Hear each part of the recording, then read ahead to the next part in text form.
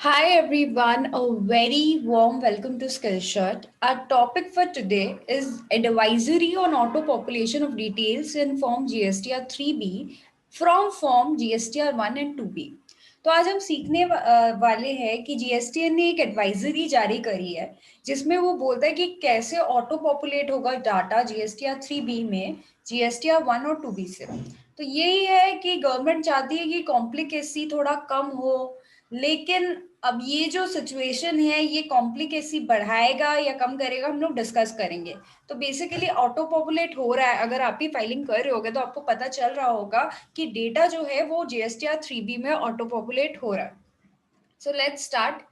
तो सबसे पहले सिस्टम जनरेटेड समरी, आप जब देख रहे होगे 3B के फॉर्म में तो आपको एक सिस्टम जनरेटेड समरी दिख रहा होगा जीएसटीआर 3B का, वो भी जनरेट हो रहा है। अब कहाँ से वो जनरेट हो रहा है वो हमें डिस्कस करना है।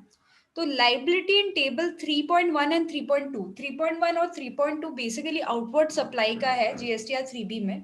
तो वो जो है एक्सेप्ट टेबल 3.1D जो inward supply liable to reverse charge है, उसको छोड़ के जो ये लाइबिलिटीज का कॉलम है वो कहाँ से ऑटो पॉपुलेट हो रहा है? जीएसटीआर 1 से। जो आप जीएसटीआर 1 फाइल कर रहे हो उससे जीएसटीआर 3B का लाइबिलिटीज का जो टेबल है, जो आपका आउटवर्ड सप्लाई का टेबल है, except the inward supply from liable to reverse charge, उसको छोड़ के सारा ऑटो पॉपुलेट होगा जीएसटीआर 1 से। ओके, नाउ आईटीसी जो है और details of inward supply liable to reverse charge, जो आपका लाइबिलिटीज का टेबल है जिसमें inward supply liable to reverse charge है, वो to be reported in table 4 and 3.1D respectively are computed as per system generated 2B। वो 2B से auto populate हो रहा है।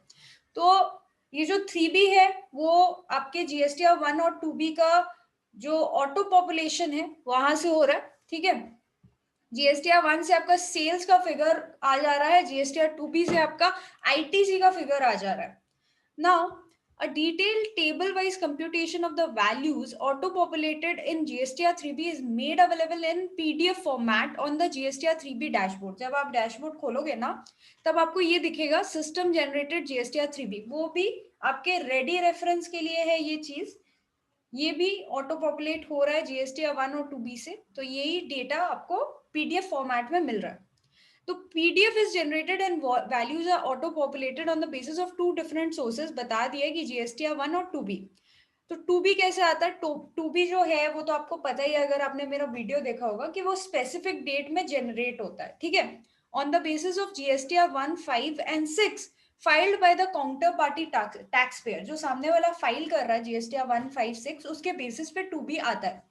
And from the data pertaining to import of goods as received from IceGate portal, IceGate portal से जो import of goods का detail मिल रहा है वो भी उस पर ऑटो पॉपुलेटेड रहता है।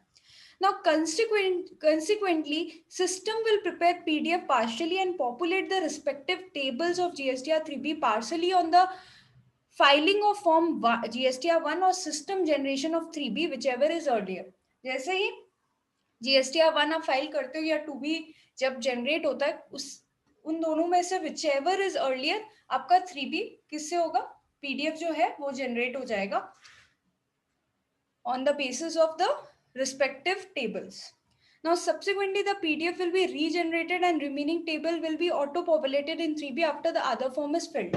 जैसे और other form filled होगा, जैसे 2B fill होगा, वैसे ही generate होगा। Accordingly, the following may be noted in case you have not filed GSTR 1। हो सकता है आपने किसी पीरियड का GSTR 1 फाइल नहीं किया, तो system generated summary will display the respective value is not filled. Okay, तो अगर आपने जीएसटीआर 1 फाइल नहीं किया है तो वो दिखाएगा कि फाइल नहीं हुआ है, not filed.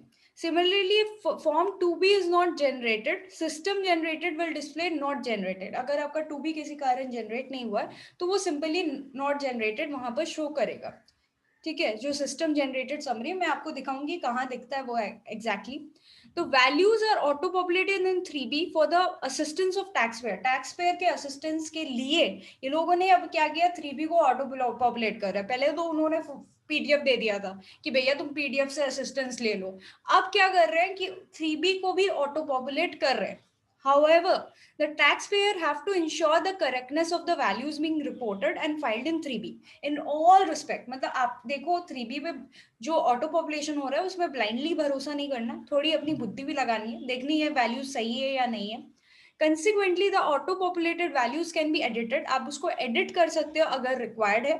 The system will prompt the taxpayer with an alert in cases where the variances of the edited value from the auto-populated value is higher than the particular threshold. अगर कुछ threshold से higher है, आप जो values डाल रहे हो, तो एक prompt आएगा. सिस्टम से एक प्रॉम्प्ट आएगा, रेड हो जाएगा वो फील्ड, तो आपको समझ में आ जाएगा कि आपने थोड़ा चेंजेस किया है जो हायर है पर्टिकुलर थ्रेशोल्ड से. तो आप चेंजेस करते हो तो अलाउ करेगा सिस्टम, लेकिन एक प्रॉम्प्ट जरूर करेगा. However, the taxpayer may continue their filing with the edited values and system will not restrict the same. अगर आपको values जो auto populate हुई हैं उसको change करना आप करो, very good, लेकिन सिस्टम आपको बताएगा और आप फाइल भी कर सकते हो जो आपने चेंज किया उस वैल्यू से. If the taxpayer has entered and save any value in 3B before auto population by the system, the save value will not be changed over written by the system. अगर आपने 3B के auto population से पहले कुछ value डाल रखी हैं तो वो change नहीं होगी, वो वैसे की वैसी पड़ी रहेंगी. This facility has been made available for monthly filers as of now. It would be enabled for quarterly filers on also in due course. ये जो facility है खाली monthly filers के लिए है, जिनकी GSTR 1 जो है वो monthly filers है जो GSTR 1 के, उनके लिए facility अभी दिया गया है. Quarterly filer के लिए आगे जरूर आएगा. ठीक है. Now उन्होंने बता दिया कि कैसे ऑटो पॉपुलेट होंगे, तो थोड़ा हम लोग डिस्कस कर लेते हैं कि वैल्यू जो है वो कैसे ऑटो पॉपुलेट होगा. टेबल 3.1 जो outward taxable supply other than zero rated, nil rated and exempted है, वो फॉर्म जीएसटीआर 1 से होगा, टेबल 4, 5, 6C, 7, 9, 10, 11 से. ठीक है, तो वो अपन देख लेते हैं कौन सा टेबल्स है. जीएसटीआर 1 का ये लोग बोल रहे हैं कि 4, 5, 6C. तो 4 से होगा taxable outward supply made to registered person, including अगर आप जीएसटीआर 1 देखो तो including UIN holder other than the supplies covered by table 6. तो यही है रजिस्टर्ड पर्सन को जो टैक्सेबल सप्लाई कर रहे हो आप. टेबल 4. टेबल 6C है आपका डीम्ड एक्सपोर्ट. टेबल 5 है आपका taxable outward interstate supply unregistered person को, जहां पर invoice value more than 2.5 lakh है, वो वाला डिटेल. ठीक है. और 7, 9, 10, 11. 7 है आपका unregistered person other than the supply covered in table 5. 7 से होगा. 9 से कोई अगर अमेंडमेंट आ रही है तो 9, 10 amendment to taxable outward supply to unregistered person. और 11 आपका हो गया consolidate statement of advance receive और एडवांस एडजस्टेड, जो भी एडवांस रिसीव हुआ है या एडजस्ट हुआ है. तो जो भी आउटवर्ड सप्लाई है other than zero rated, nil rated, इस सारे टेबल से ऑटो पॉपुलेट हो जाएगा. अगर आपने इसमें कोई भी डेटा फिट किया होगा तो वो वहां पर शो करेगा. Now outward taxable supply zero rated obviously table 6A, 6B और 9 से होगा. मैं एक बार दिखा देती हूँ क्या क्या है टेबल 6 से. टेबल 6 से आपका है एक्सपोर्ट का. 6B है supply made to SEZ unit और एसईजेड डेवलपर. और 9 आपका है अगर कोई अमेंडमेंट हुई हो तो वो डिटेल्स है 9 में relating to this. Okay. Outward taxable nil rated तो आपको पता ही है टेबल 8 से होगा. टेबल 8 आपका बताता है जीएसटीआर 1 में nil rated exempt non GST supply, तो वहां से वो ऑटो पॉपुलेट हो जाएगा. टेबल 8 से पूरा नील रेट और नॉन जीएसटी सप्लाई जो होगा वो ऑटो पॉपुलेट हो जाएगा. Of the supply shown in 3.1A above, details of interstate supply made to unregistered person, composition, taxable person in UIN holder, place of supply wise वो हो जाएगा अपने आप ऑटो पॉपुलेटेड फॉर्म जीएसटीआर 1 से. ठीक है. इसमें एक और चीज लिखा हुआ है, value in this table are computed by doing a total of the value reported by the taxpayer in the corresponding table of GSTR 1। Obviously जो भी टोटल होगा ये सारी चीज का टोटल करके आपको दिखाया जाएगा। This is auto populated from GSTR 1। Net positive value shall be reported in respective table. Net negative value if any shall not be considered in the table and system will provide the value is 0। अगर कोई negative value है तो वो 0 दिखा देगा system.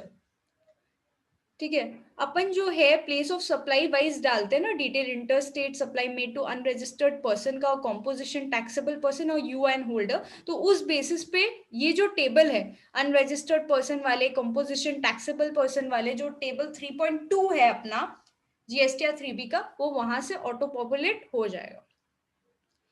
Invert now 2B का बात करें तो 2B से अपना क्या आ जाएगा, अपना आईटीसी। अपना आईटीसी का जो पार्ट है और inward supply liable to reverse charge है, वो 2B से ऑटो पॉपुलेट हो जाएगा। ठीक है, तो आप अगर फॉर्म 2B को मैं अगर आपको दिखाऊं, मैं जरूर दिखाना चाहती हूँ आपको फॉर्म 2B। एक मिनट, गिव मी सम मिनट।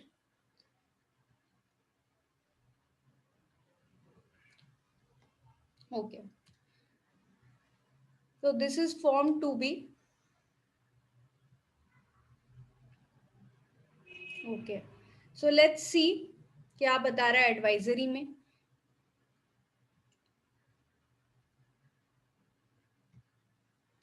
सबसे पहले बता रहा है कि inward supply liable to reverse charge, ये भी फॉर्म 2B से ही ऑटो पॉपुलेट होगा। टेबल 3 पार्ट ए सेक्शन 3 और टेबल 4 पार्ट ए सेक्शन 3 से ये ऑटो पॉपुलेट हो जाएगा।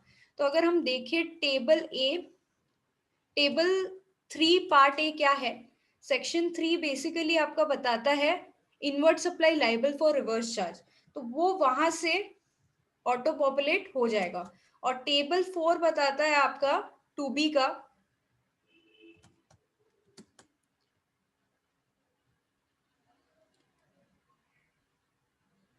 जो जो आईटीसी नॉट अवेलेबल है। Table 4 part A section 3, this section consist of detail of supply liable for reverse charge which have been declared and filed by your supplier in form GSTR 1 but satisfy either of the two condition mention at serial number 11 above. तो basically जो ITC जिसमें not available है वो सारा detail इसमें आपका 3.D में आ जाएगा।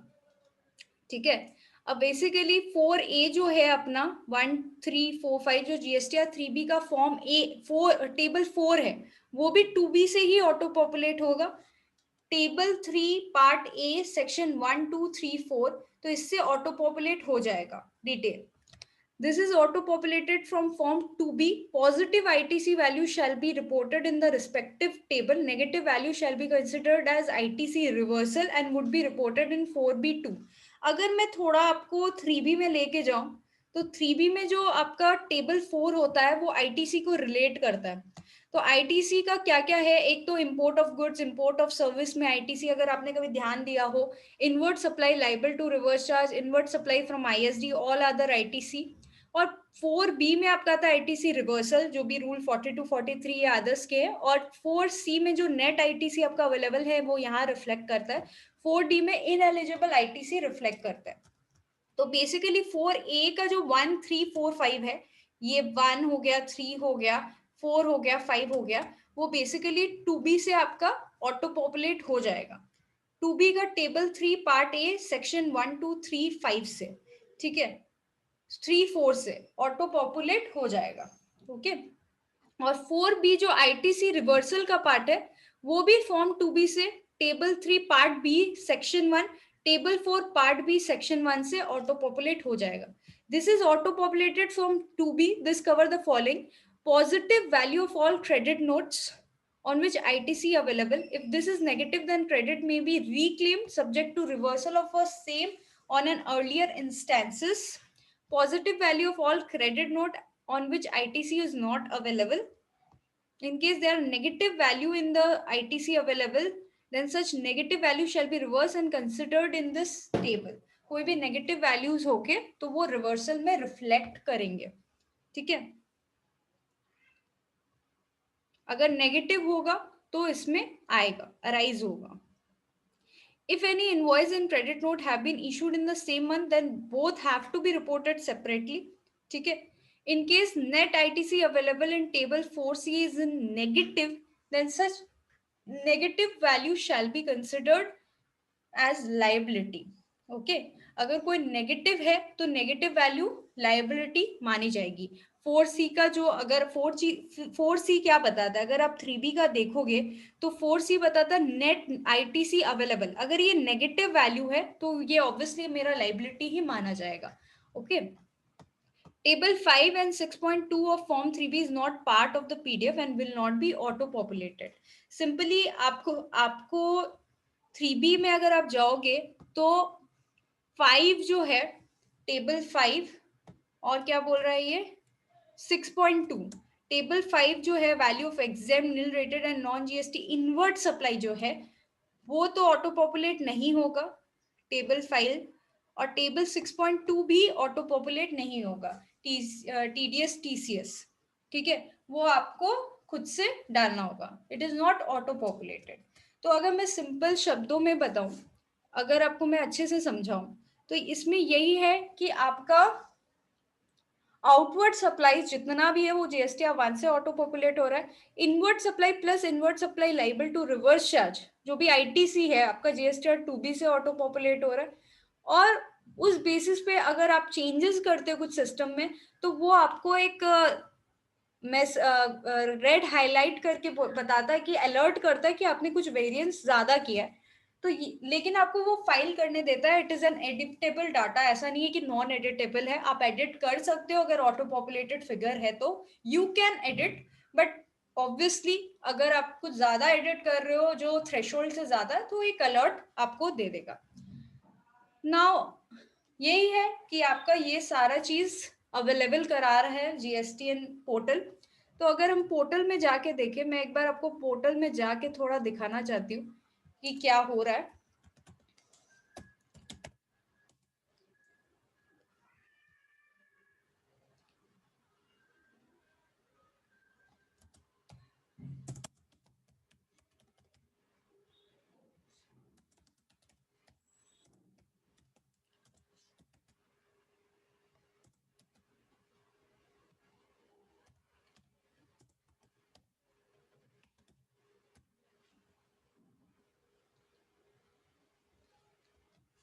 Wait for some time, guys.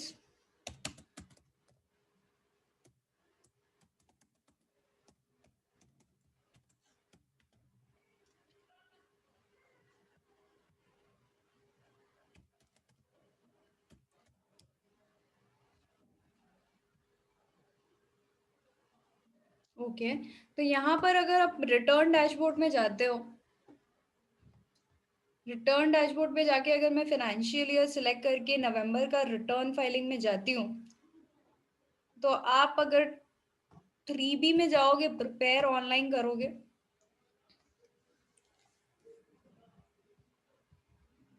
एक बार मैं नेक्स्ट डालती हूँ तो ये आपका सिस्टम जनरेटेड डेटा ऑलरेडी है, फीड किया हुआ है। ठीक है और आपको एक सिस्टम जनरेटेड 3B आपके रेडी रेफरेंस के लिए भी है। ये अगर मैं क्लिक करती हूँ तो पीडीएफ जनरेट होता है। ये पीडीएफ आपको हेल्प के लिए है आपका, ये आप देख लो, ये सारा डिटेल्स इसमें जनरेट किया हुआ है। जो जो इन्फॉर्मेशन उनको जीएसटीआर 1 से मिला है उस बेसिस पे उन्होंने जनरेट करा है ये टेबल। जैसे देखिए ये सारा जनरेटेड है फिगर।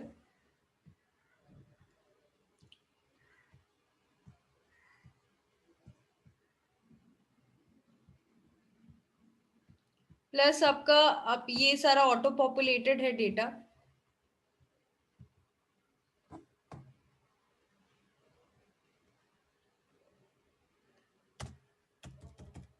देखिए अगर मैं 30,000 यहाँ पर कर रही हूँ तो वो दिखा रहा है रेड हाईलाइट करके, बिकॉज उनके हिसाब से ये थोड़ा ज्यादा है तो ये एक इंफॉर्मेशन मिल जाती है।